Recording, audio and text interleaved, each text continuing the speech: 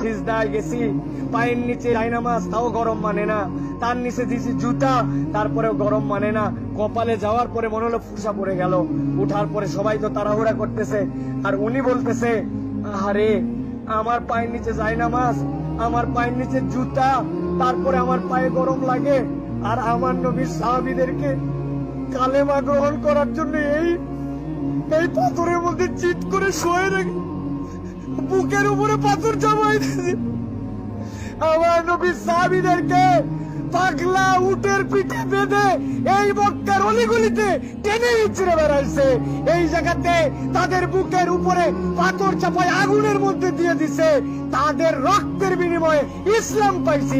আজকে আমি 2 রাকাত নামাজে পায়ের গোড়ালি গরম হয়ে যাচ্ছে জন্য কষ্ট হয়, এসিটা একটু কম ঠান্ডা মারে জন্য কষ্ট হয়, আমার মাথার উপরে যদি একটুখানি সুন্দর ছাতা না থাকে কষ্ট হয়।